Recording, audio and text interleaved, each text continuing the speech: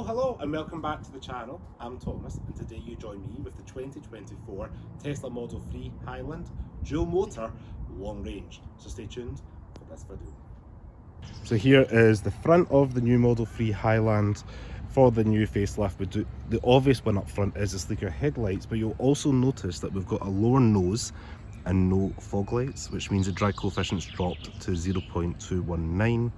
0 to 60 is around 4.2 seconds. And what is a neat touch as well is we've got the indicators just above the camera here on the fender. And up front, as you can see, we've got a very spacious bonnet area, which is, I call it a fruit front bonnet, front trunk, whatever we're going to call it. Speaking to other Tesla owners, they use this for like things like dirty wellies, charging cables, whatever it may be, because it is all hard scratchy plastic. You can wipe it down. So if you were buying one of these, it gives you the duality of having maybe your luggage in the back and dirty stuff up front. Maybe dog leads as well could be something you could store up here.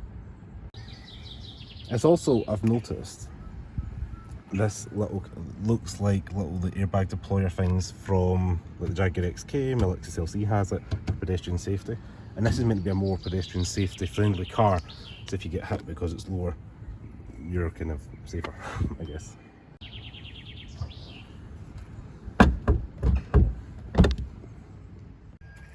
Go ahead and jump inside. This car has the black interior, so what I have noticed is it's got this little sill plate that says Model 3, and then we've got this little clip here that kind of seals into the car, which is quite something that I've just not really noticed in other vehicles before. I'll go ahead and jump inside. I'm going to turn the hazards off, which is this touch capacitor button up here. Might as well turn the air off while we're in here as well. And up here we do have PRND, which if I put the car in, it lights up. So this is like a wee override, which not everybody I've spoken to seems to know about, so I thought maybe I'll show you since we're on this video. So as you may know, we've not got any stock, so you would swipe, to do reverse.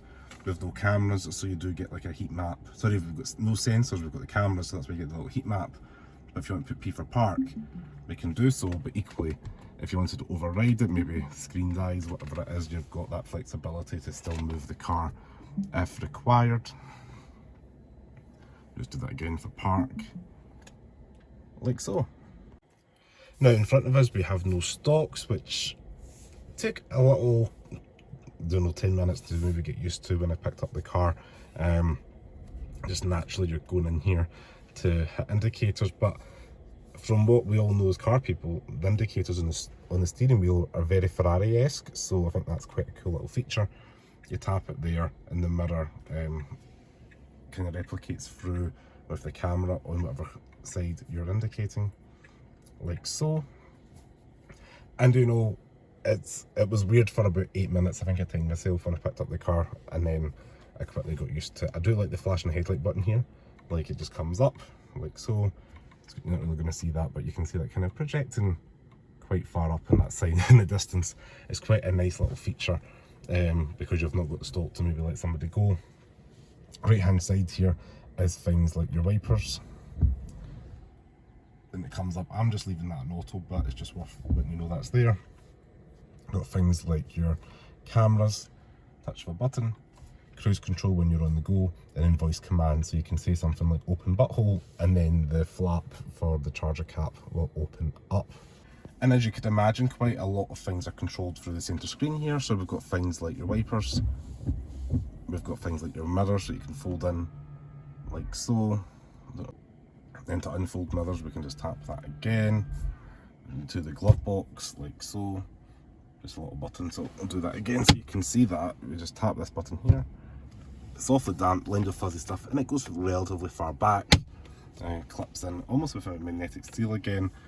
Same thing for your mirrors, and then the same for your steering wheel, are all controlled by this little button. So depending on what menu you're in, you can just twist that left and right, it goes in. Same thing for the mirrors, don't know if you want to tilt them up and down, it does that. So these little scroll wheels have got a lot of purpose depending on what menu you're in. I think the lights are quite impressive as well, because it's new for Tesla. You can get literally these coloured lights, and can you see that's going like blue? You can change it to red. It is a little bit more impressive at night, but it's worth just letting you know you've got like pretty much limited colours, and then you can add the colours that you want if you don't want a default colour. But yeah, that's quite a cool little feature. The cooled seats are a nice addition for this car. If I tap this screen here, I've got them on auto today because I'm just feeling a little bit warm, but you can tap auto, you can have them heated, you can have them cooled, whatever you want them to be, like so. You know, so it's just one step to operate that. And then the airflow, like you've seen in other Tesla models, you can literally direct where you want it to go, which is quite nice. Nice and easy to use. There's like a dog mode and other things like that on the side over here. But yeah, I have no dog, so I'm not going to be using that. Overall, the UI is very good, and as you can see, you can literally spin your own car around. This car is the grey, and you've got these cool alloy wheels. I think it's just that you can open your bonnet, you can open your boot if required, like so, if I wanted to touch that. And then you can close it again. There we go. So you can do quite a few little things here just with a touch of a button.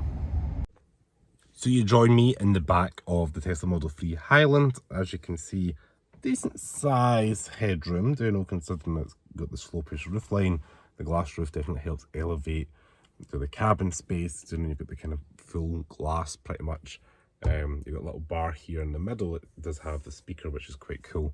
But yeah, headroom's good, shoulder room's good, and I'll flip the camera around. And while we're in the back, you can see knee room's alright, the driver's seat's up for my position. We do have these airplane mat pockets kind of behind both seats, which is nice to see. This is kind of a rubberized material, similar to what you see in the doors, and I can imagine this being nice and easy to wipe down if you got your like kids' feet or something like that on the vehicle.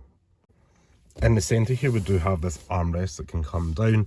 I do like the fact we've got these little chrome kind of aluminium style accents on the cup holders, just to kind of give it a little bit more of a kind of aesthetic design, I guess, because otherwise it would just be black back here. It kind of complements the kind of silver trim up on the door card up there with the mood lighting.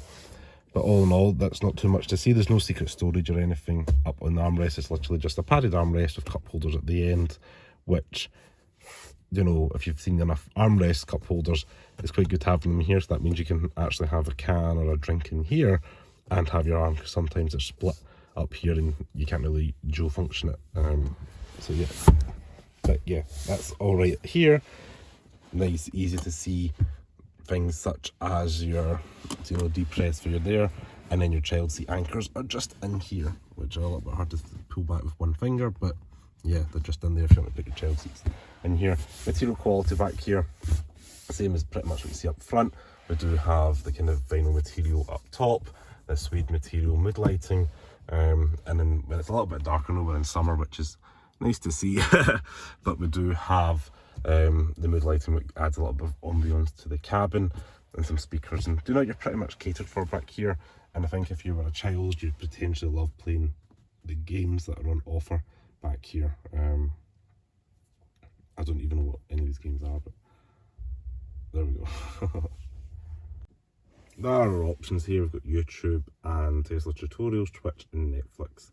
So you can do quite a few things back here. Heated seats you could turn on if you want to turn them all off. Fan speed, climate. You could drag that down to wherever you might want it to be, which I think is quite a nice little touch as well.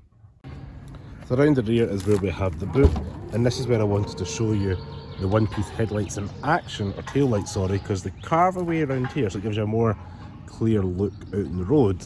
But what they've done is they've managed to implement like your lights down here. So I know it's a legal requirement, so when you've got a moving piece of kind of tailgate with a light cluster on it, it's been built into the bumper. And what I was really impressed with is how big this boot is, like really far back, and you've even got more storage down here, so that is really impressive. Everybody I've showed this car to that's never been around a Tesla is like really impressed with the space back here. We do have little straps here you can pull to release seats, but yeah, overall not too bad. And it is power operated to close the boot, like so.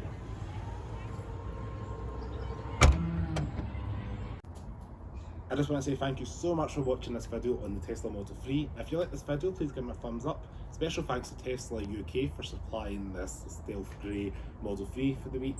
If you like their video, if you like this video, you want to check out the cars, go check them out. They've got a dealership in Kennedy Street in Glasgow. As always, stay safe. Thanks for watching.